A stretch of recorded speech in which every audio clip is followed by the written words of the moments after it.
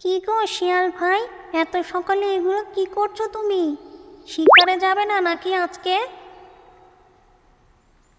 দেখছো না, আমি আগাছা পরিষ্কার করছি। আশেপাশে পচা ডোবায় ভাঙা হাঁড়িতে পানি জমে আছে কিনা সেটা দেখছি। এসব করছো ভালো কথা, কিন্তু কারণটা তো বলো, এগুলো কেনই বা করছো?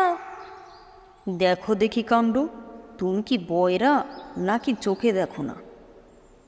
এখন যে হারে মানুষের ডেঙ্গু রোগ হচ্ছে, কখন জানি আমাদের হয়ে যায়। তাই আমি আগে থেকে সতর্ক হয়ে যাচ্ছি, আমার আশেপাশে পরিষ্কার করে রাখছি।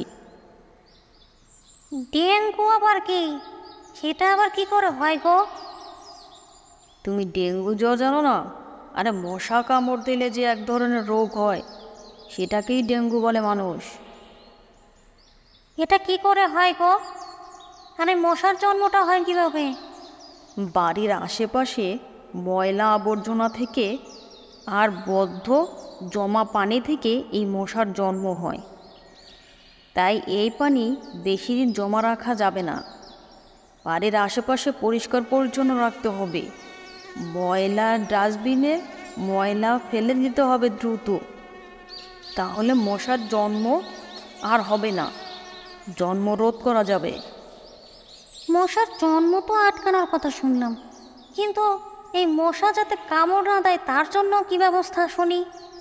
মশা বেশিরভাগ সময় মানুষের হাতে পায়ে কামড়ায়, তাই বেশিরভাগ সময় ঢোলা জামাকাপড় ও ফুল হাতার জামাকাপড় পরতে হবে।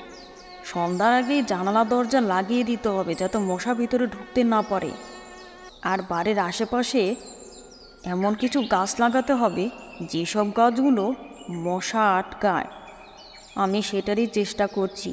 আমি তো বাবু মানুষের আশেপাশেই থাকি, তাই আমার যাতে আবার ডেঙ্গু না হয় সেই ব্যবস্থা করছি। বুঝতে পারলে? বুঝতে পেরেছি শিয়াল ভাই।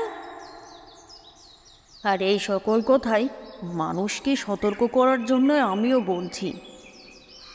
আর যদি কখনো কারো জ্বর আসে, তাহলে দ্রুত ডাক্তারের কাছে যেতে হবে। অবহেলা করা যাবে না। ডাক্তারের কাছে গেলে ডাক্তার তার প্রতিকার করবে। শোনো বন্ধুরা, এগুলো সব সতর্কবাণী মানুষের জন্যই ছিল। ডেঙ্গু হতে সাবধানে থাকবে, সতর্ক থাকবে। জ্বর হলে ডাক্তারের শরণাপন্ন হবে।